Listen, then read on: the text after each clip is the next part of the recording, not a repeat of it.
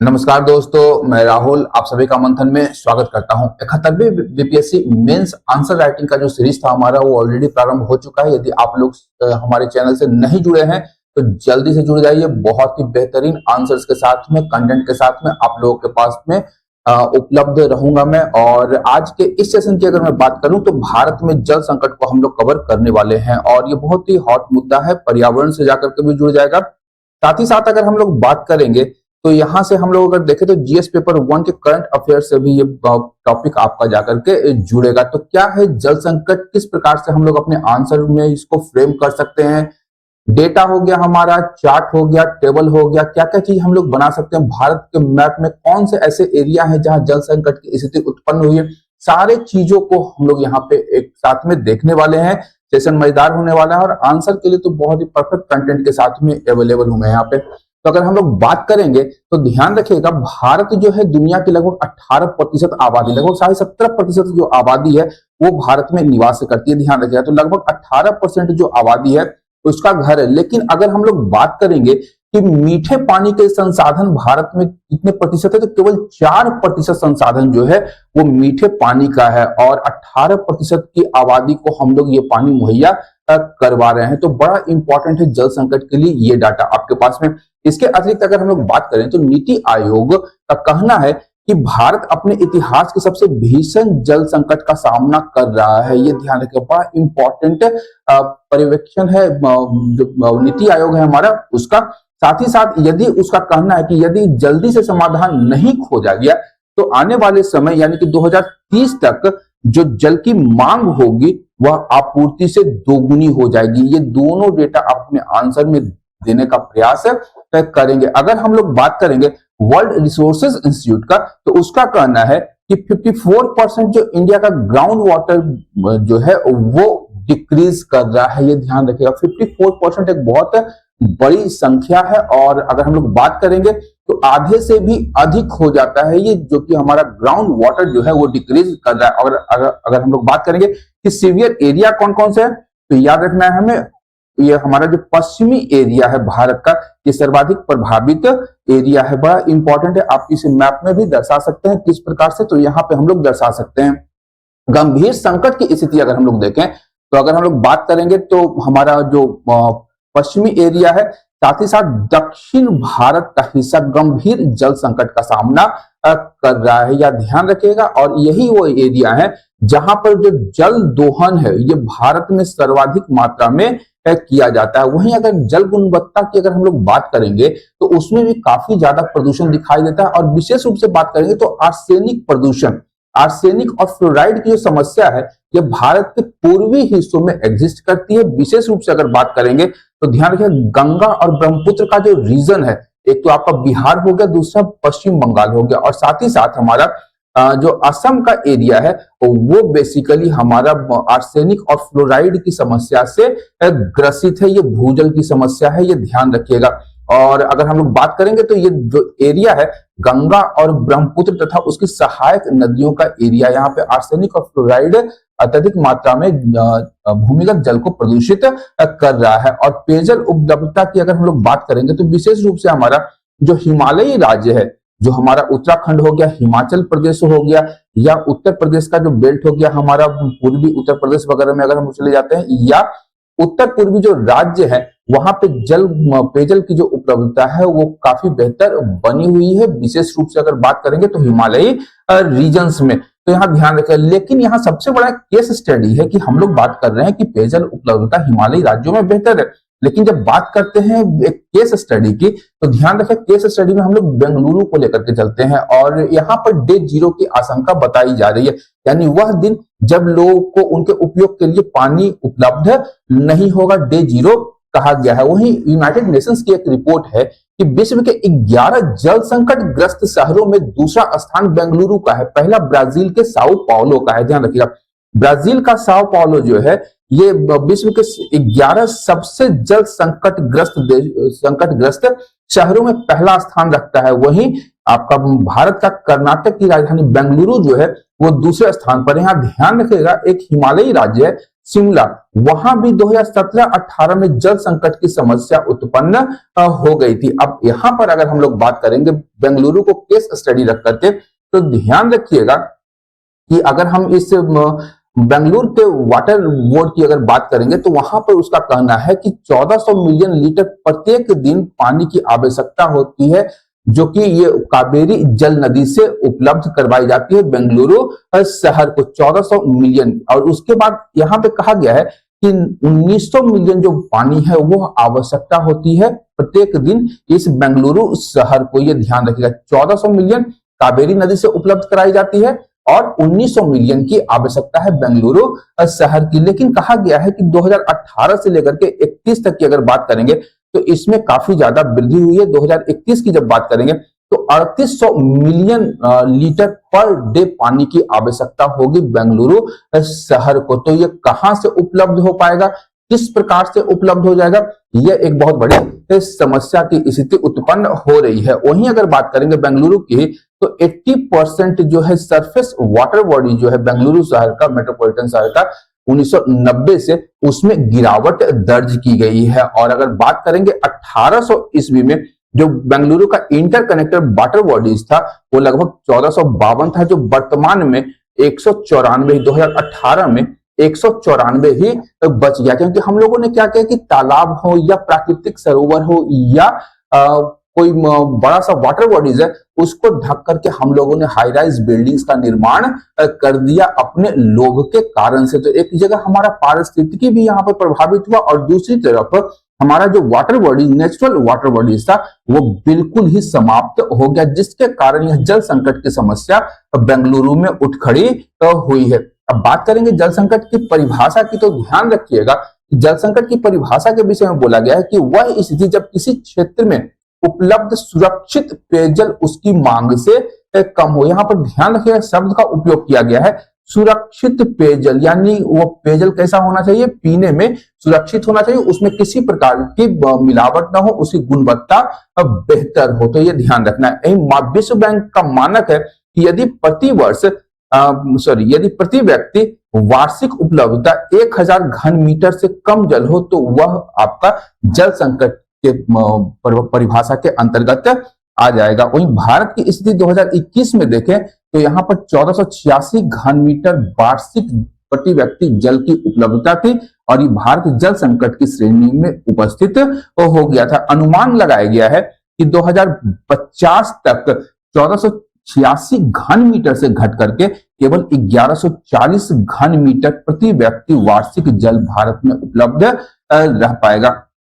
ये आप ध्यान में रखेंगे। अब जल संकट से संबंधित मुख्य तथ्यों की बात करेंगे तो यहाँ पर संकेतक और उसकी स्थिति को हम लोग एक टेबल में दर्शा सकते हैं। तो सबसे पहले आबादी बनाम जल संसाधन। अगर हम लोग बात करेंगे भारत में ताजे जल संसाधन की तो केवल 4% ताजा जल संसाधन है, लेकिन यहाँ की जो वैश्विक आबादी है वो 17.5% या आप 18% दे सकते हैं। ये ध्यान रखिए 17.5% वैश्विक आबादी के तुलना में केवल 4% ताजा जल संसाधन है भारत में। प्रभावित जनसंख्या कितनी होगी तो 600 मिलियन लोग जो है भारत में वो या तो उच्च या चरम जल संकट से वर्तमान समय में पीड़ित है। मृत्यु कितनी लोगों की हो रही है असुरक्षित जल या गुणवत्ता विहीन जल के पीने से या प्रदूषण युक्त जलों के पीने से लगभग 2 लाख लोगों की मृत्यु प्रत्येक वर्ष भारत में हो जाती है। वहीं घरों में जल की बात करेंगे तो लगभग 75% घरों में नल का जल उपलब्ध नहीं है। लोग या तो दूर दराज के कुओं से या फिर नहरों या अन्य पानी के स्रोतों से अपने पानी की आपूर्ति को सुनिश्चित कर पाते हैं। वहीं बात करेंगे भूजल उपयोग की तो वैश्विक उपयोग का लगभग 25% भारत में जल का उपयोग किया जाता है और इस 25% में से 70% दूषित जल या प्रदूषण युक्त जल का प्रयोग भारतवासी करते हैं। वहीं वर्ल्ड वाटर क्वालिटी इंडेक्स की बात करेंगे तो इसमें भारत का 122 देशों में 120वां स्थान है, जो काफी निम्नतम है। ध्यान रखिएगा भारत में जो जल है वो एक बहुत बड़ी समस्या है और सबसे बड़ी जो समस्या है प्रदूषण युक्त जल की। और 2030 तक अनुमान लगाया गया है कि 40% जो भारत की आबादी है उसके पास पेयजल उपलब्ध नहीं होगा। जो जल संकट की ओर हमें इशारा करती है कि आने वाले समय में यानी कि 2030 तक यदि हम लोगों ने परिस्थिति में सुधार नहीं किया तो भारत गंभीर जल संकट की समस्या से ग्रसित हो सकता है। अब यहाँ पर हम लोग अपने आंसर में एक फ्लो चार्ट भी बना सकते हैं, ये भी ध्यान रखिएगा। अब आखिर ये भारत में जो जल संकट की समस्या है, इसका सबसे बड़ा कारण क्या है? तो भारत में जल की अत्यधिक मांग है और भारत की दोषपूर्ण फसल पद्धति इसका सबसे बड़ा एक कारण भी है। ध्यान रखें, भारत की बात करेंगे तो यहाँ पर धान और गन्ना जैसे जल गहन फसल की उपज जो है काफी ज्यादा की जाती है। चाहे हम लोग बिहार की बात करें या उत्तर प्रदेश की बात करें, महाराष्ट्र की बात करें, यहाँ पर गन्ना का उत्पादन होता है। साथ ही साथ बिहार और उत्तर प्रदेश में धान की भी पैदावार काफी ज्यादा होती है, जो कि एक जल गहन फसल है, जो कहीं ना कहीं जल संकट को हमें अपने निकट बुलावा दे रही है। वहीं हम लोग भूजल का अतिदोहन करते हैं। भूजल के अतिदोहन के कारण हम लोग देख रहे हैं कि जो हमारा भूमिगत जल है वह प्रदूषण की समस्या से ग्रसित हो रहा है, चाहे वो आर्सेनिक का प्रदूषण हो या फ्लोराइड का प्रदूषण हो। अब इसके कारण भारत में जल उपलब्धता की कमी हो रही है और साथ ही साथ इससे आर्थिक, सामाजिक और पारिस्थितिकी संकट उत्पन्न हो रहा है। और इस परिस्थिति में जब भारत जल संकट के काफी नजदीक खड़ा है, आसन्न खड़ा है, तो संघीय और अंतरराष्ट्रीय विवाद भी मुंह बाए खड़े हैं। चाहे हम लोग कावेरी या कृष्णा नदी जल विवाद की बात कर लें या गंगा ब्रह्मपुत्र जल विवाद की बात कर सिंधु और ब्रह्मपुत्र जल विवाद की बात कर लें या बांग्लादेश के साथ में तीस्ता नदी जल विवाद की बात कर लें, तो संघीय चाहे राष्ट्रीय स्तर पर हो या अंतरराष्ट्रीय स्तर पर भारत इस गंभीर जल संकट की समस्या के दौरान इन विवादों में भी उलझता हुआ नजर आ रहा है। अब अगर आगे हम लोग बात करेंगे कारणों पर, तो बढ़ती जल की मांग हम देख रहे हैं कि जो हमारी आबादी है लगातार बढ़ रही है। इसके लिए हमें फसलों की भी आवश्यकता होगी, खाद्यान्न की भी आवश्यकता होती है। और भारत की प्रमुख फसल की बात करेंगे तो धान जो है यहाँ प्रमुखता से उपयोग में लाया जाता है, चावल हम लोग खाते हैं। तो खाद्यान्न के साथ साथ जल की जो मांग है, जो हमारा दैनिक डिमांड है जल का, वो 2030 तक इसकी मांग लगभग दोगुनी हो जाएगी। लेकिन हम लोग उस हिसाब से अपने वाटर बॉडीज को बचा करके नहीं रखे हैं, उसका अतिक्रमण कर रहे हैं, उसे समाप्त करने का ही प्रयास हम लोग कर रहे हैं। तो संकट की स्थिति उत्पन्न हो रही है। कृषि की बात करेंगे तो भारत धान, गन्ना जैसी जल गहन फसलें का उत्पादन कर रहा है। विशेष रूप से अगर हम लोग बात करेंगे तो पंजाब, हरियाणा और पश्चिमी उत्तर प्रदेश के क्षेत्र में धान और गन्ना का जो उत्पादन है वो काफी ज्यादा किया जा रहा है। वहीं अतिक्रमण की बात करेंगे तो हम लोगों ने झील, तालाबों का विनाश कर डाला है। उदाहरण के लिए हम लोग बेंगलुरु को रख सकते हैं, जहां पर कि झीलों और तालाबों को भर करके हम लोगों ने बड़ी बड़ी इमारतों का निर्माण कर दिया और कंक्रीट के जंगलों ने हमारे पारिस्थितिकी तंत्र को नकारात्मक रूप से प्रभावित कर दिया है। जलवायु पर परिवर्तन भी एक महत्वपूर्ण कारक है। यहाँ पर भारत में अगर हम लोग बात करेंगे तो मॉनसून कभी भी नियमित नहीं हो पाता है, कभी पहले आता है, कभी बाद में आता है, कभी काफी मात्रा में बारिश हो जाती है, कभी बारिश होती ही नहीं है। मतलब स्थिति ये बन चुकी है कि जहां बारिश चाहिए वहां बारिश नहीं होती है और जहां बारिश नहीं चाहिए वहां बारिश हो जा रही है। तो ये जलवायु परिवर्तन के कारण हमारा जो मॉनसून है वो अनियमित हो जा रहा है, जिसके कारण जो हमारी नदियां हैं, नदियां भी लगातार सूखती जा रही है, उसके प्रवाह में कमी आती जा रही है, जिससे जल संकट की स्थिति और गहरा रही है। वहीं प्रदूषण की बात करेंगे तो हम लोग का तो इसमें बल्ले बल्ले है। जहां भी जाते हैं तो हम लोग अपनी छाप छोड़ करके चले आते हैं। कुछ भी कूड़ा कचरा कहीं भी डालना हो तो हम लोग कहाँ जाते हैं? नदियों में आकर के विसर्जित कर देते हैं। चाहे वो औद्योगिक रसायन हो, चाहे वो सीवर हो या खनन अपशिष्ट हो, हम लोग सीधा इन्हें नदियों में ही डालने का प्रयास करते हैं, जिसके कारण जो हमारा नदीय तंत्र है वो नकारात्मक रूप से प्रभावित हो रहा है, उसका फ्लो प्रभावित हो जाता है। और कहीं कहीं तो स्थिति ये बन गई है कि जो हमारी नदियां हैं वो इस प्रदूषण के कारण, चाहे वो औद्योगिक रसायन हो, सीवर हो या खनिज अपशिष्ट हो, उनके कारण वो लगभग सूख सी गई हैं। इसके अतिरिक्त नीतिगत कमजोरी भी है और हम लोग 1882 ईस्वी के अधिनियम के अनुसार भूजल का अंधाधुंध दोहन कर रहे हैं। मतलब हमें ये पता ही नहीं है कि जैसे लग रहा है कि कोई दूसरा आदमी आकर के नीचे, हमारे जो पृथ्वी के नीचे जो भूमिगत जल का उपयोग कर रहे हैं वो वहां पे भर दे रहा है। ऐसा बिल्कुल नहीं है। हमें इस दिशा में भी सोचने का प्रयास करना चाहिए। कि उसका भी एक मात्रा जो है भूमिगत जल का वो भी लिमिटेड है और उसका सदुपयोग करना ही हमारे लिए बेहतर है। लेकिन हम लोग क्या कर रहे हैं, चला दे रहे हैं मोटर और उसके बाद में पानी आराम से भूमिगत जल को यूज कर रहे हैं और अंधाधुन उपयोग कर रहे हैं, चाहे वो पानी नाली में ही क्यों ना बहा दिया जाए। तो इस प्रकार के भी चीजों को हम लोग देख रहे हैं। शासन संबंधी मुद्दों की बात करेंगे तो सतही और भूजल के लिए अलग अलग एजेंसियों का निर्माण किया गया है, ये ध्यान रखिएगा, जिसके कारण नीति में जो है तारतम्यता की अभाव है, एक समान नीति नहीं बन पाती है। तो सतही जल के लिए कुछ और नीति बन गई और भूजल के लिए कुछ और नीति बन गई, जिसके परिणाम स्वरूप हम लोग देखते हैं कि यहाँ पर जो हमारा प्रभावी क्रियान्वयन है नीतियों का वो नहीं हो पाता है। वहीं अंतर्राज्यीय विवाद जो एक अलग भूमिका निभाते हैं, ये भी एक बहुत महत्वपूर्ण कारण है जल संकट का। इसके अतिरिक्त नागरिक उदासीनता है।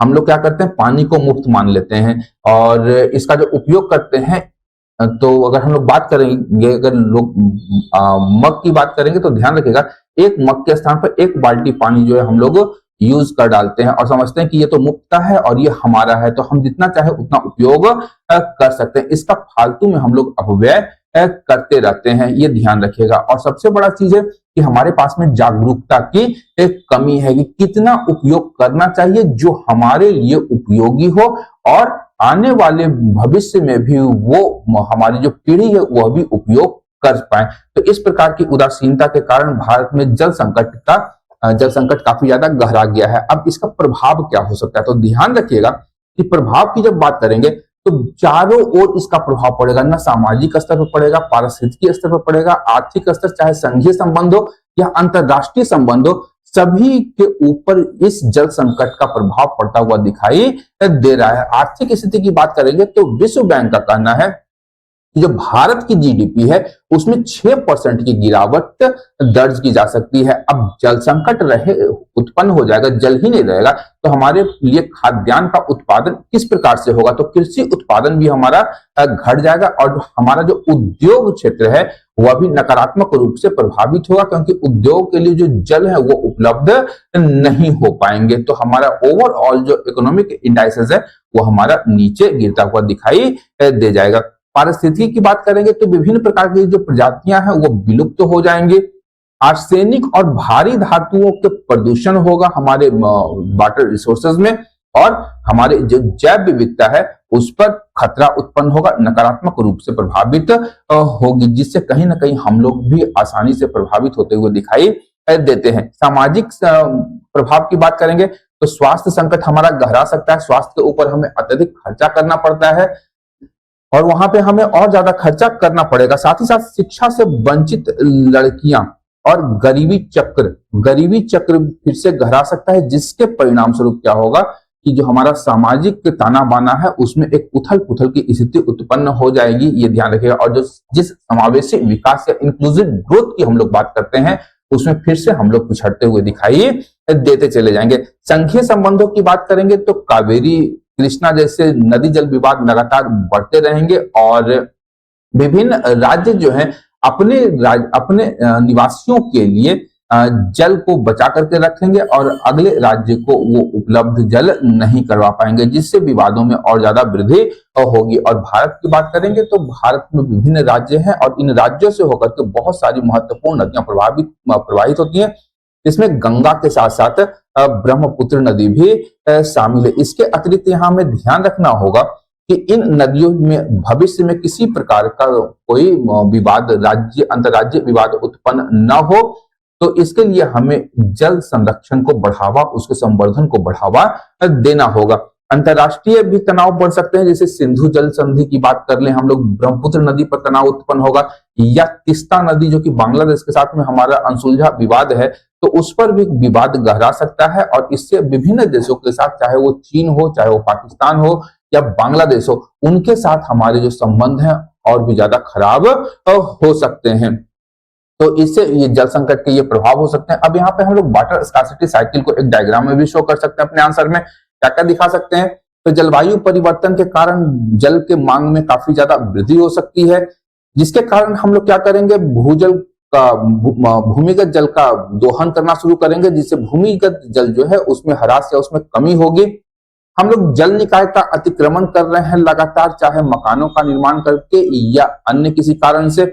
इसके कारण जल की कमी होगी और कमी के साथ साथ जल प्रदूषण भी बढ़ेगा। और जो भूमिगत जल है, ऑलरेडी हम लोग जान चुके हैं कि आर्सेनिक और फ्लोराइड का प्रदूषण काफी ज्यादा बढ़ चुका है, जिसके परिणाम स्वरूप जब जल की उपलब्धता में कमी आएगी तो हमारा कृषि हो गया, उद्योग हो गया और घरेलू संकट ये काफी ज्यादा बढ़ जाएगा, क्योंकि इनके उपयोग के लिए जो जल है वो उपलब्ध नहीं होगा, जिसके परिणाम स्वरूप आर्थिक गिरावट होगी। भारत की आर्थिक स्थिति जो है उसमें काफी ज्यादा गिरावट हो सकती है और सामाजिक स्थिति जो होगी वो अशांत हो जाएगी, क्योंकि जो बाहुबली होंगे वो कहेंगे कि पानी तो हम ही लेंगे, तुमको लेने नहीं देंगे। यानी जिसके पास जिसकी लाठी उसकी भैंस वाली स्थिति उत्पन्न हो जाएगी यहाँ पे। तो सामाजिक अशांति भी उत्पन्न हो सकती है। तो ये डायग्राम को भी हम लोग अपने आंसर में दिखा सकते हैं। अब सरकार के द्वारा इस जल संकट से निपटने के लिए क्या क्या उपाय किए गए हैं इसके विषय में बताया जा सकता है। तो जल शक्ति अभियान है, तो 256 से 740 जिलों में जल संरक्षण और पुनर्भरण कार्यक्रम चलाया जा रहा है। इसके माध्यम से अटल भूजल योजना चलाई जा रही है केंद्र सरकार की ओर से, जो कि भूजल पुनर्भरण और प्रबंधन से संबंधित है। अमृत सरोवर योजना, ये 50,000 जल निकायों का निर्माण किया जा रहा है अमृत सरोवर योजना के माध्यम से। नल से जल योजना 2024 तक प्रत्येक ग्रामीण घर तक पाइप से जल या नल से जल को उपलब्ध कराना है, यह भी किया जा रहा है इसका क्रियान्वयन। जल जीवन मिशन है, सुरक्षित पेयजल आपूर्ति सुनिश्चित करने का प्रयास जल जीवन मिशन के अंतर्गत किया गया।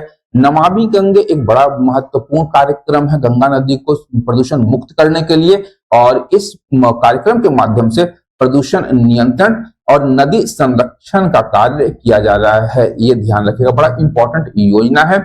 जल शक्ति मंत्रालय का गठन किया गया है और एकीकृत जल प्रबंधन के लिए इस मंत्रालय का गठन किया गया है। इसका गठन 2019 में भारत में पहली बार किया गया है और राष्ट्रीय जल नीति बनाई गई है, जिसके माध्यम से जो जल है उसका संरक्षण करेंगे, संवर्धन करेंगे और वर्षा जल का संचयन करेंगे, ताकि जो हमारा भूमिगत जल है और जो हमारे सतही वाटर बॉडीज हैं उसे भी हम लोग रिचार्ज कर पाए और भविष्य में हम लोग इसका पुनर्उपयोग कर सके। तो इस प्रकार की सरकारी पहलों को हम लोग अपने आंसर में टेबल के माध्यम से या पॉइंटर के माध्यम से हम लोग लिख सकते हैं। अब आगे का रास्ता क्या होगा?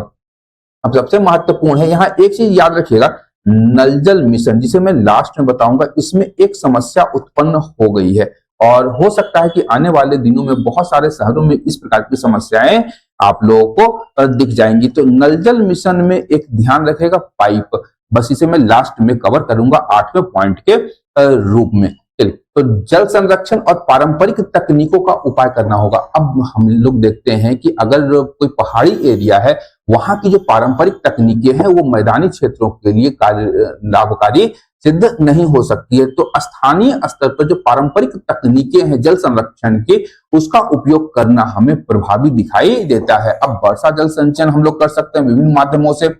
जोहड़ का निर्माण करेंगे, ध्यान रखिएगा जल पुरुष राजेंद्र सिंह का ये जोहड़ था और इसके माध्यम से इन्होंने भूमिगत जल का संरक्षण किया और साथ ही जल को संरक्षित और संवर्धित करने का प्रयास किया था। विभिन्न स्थलों पर हम लोग देखते हैं, विशेष रूप से बिहार में आहर और पाइन का भी विकास किया जा सकता है। ये पारंपरिक तकनीकें हैं। वहीं मांग पक्ष का प्रबंधन कर सकते हैं, जैसे उत्तराखंड का आपका स्वजल मॉडल है, इसे हम लोग भारत में लागू कर सकते हैं और साथ ही साथ राजेंद्र सिंह के जोहड़ परियोजना को हम लोग विभिन्न स्थलों में वहां पर हम लोग लागू कर सकते हैं। पर प्रकृति आधारित समाधान हम लोग दे सकते हैं, जैसे बाढ़ का मैदान और वनों का प्रबंधन कर सकते हैं, जिसके माध्यम से वर्षा जल का संचयन, साथ ही साथ हम लोग भूमिगत जल का जो रख रखाव है उसे भी कर सकते हैं।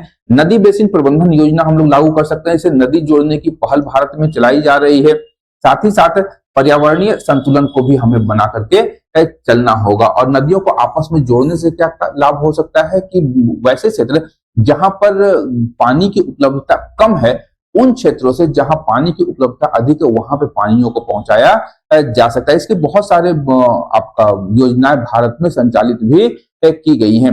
डेटा आधारित नीति का उपयोग कर सकते हैं, जिससे आंध्र प्रदेश का वाटर डैशबोर्ड है उसे हम लोग लागू कर सकते हैं कि कितना पानी हम लोग का डिमांड है और कितना हम लोग सप्लाई कर रहे हैं। तो दोनों चीजों को देख करके हम लोग आगे की नीति और प्रबंधन और जल के संवर्धन या संरक्षण का प्रयास कर सकते हैं। संस्थागत सुधार की बहुत महत्वपूर्ण आवश्यकता होगी और जल आयोग का गठन किया गया था।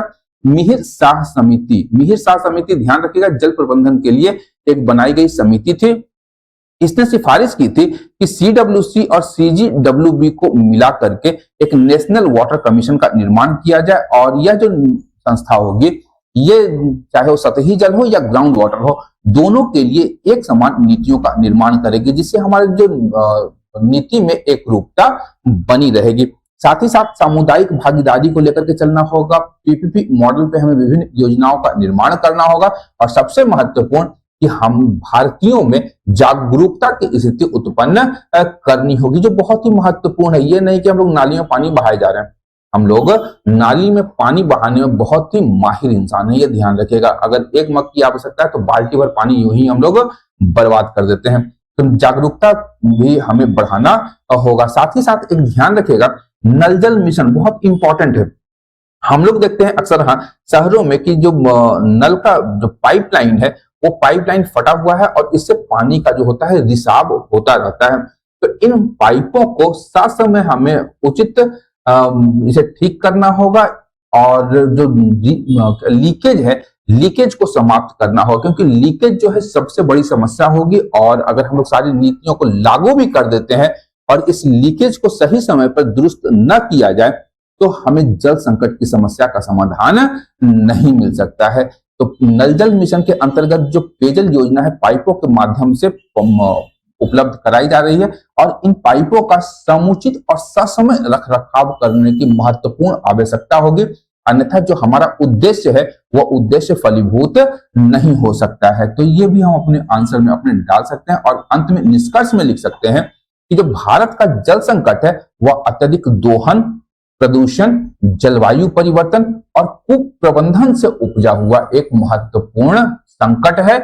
यह केवल जल प्रबंधन का ही नहीं बल्कि हमारे स्वास्थ्य, खाद्य सुरक्षा, आर्थिक वृद्धि और राष्ट्रीय एकता का भी प्रश्न है। सरकारी योजनाएं जैसे हम लोग नाम दे सकते हैं जल जीवन मिशन और अटल भूजल योजना सही दिशा में है, किंतु संरक्षण, कुशल उपयोग, सहभागी शासन और पारंपरिक ज्ञान के पुनर्जीवन से ही भारत एक जल सुरक्षित भविष्य की ओर आगे बढ़ सकता है और आर्थिक समृद्धि प्राप्त कर सकता है। और जो सतत विकास लक्ष्य है, ध्यान रखेगा अपने आंसर में जो 17 SDG गोल्स हैं उसे लिखने का प्रयास अवश्य करें, आंसर आपका काफी अच्छा दिखाई देगा।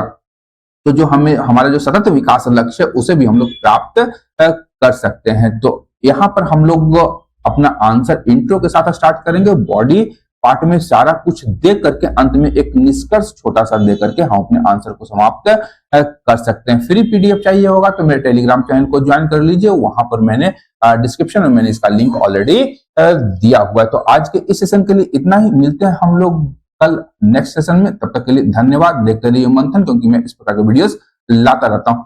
Thank you.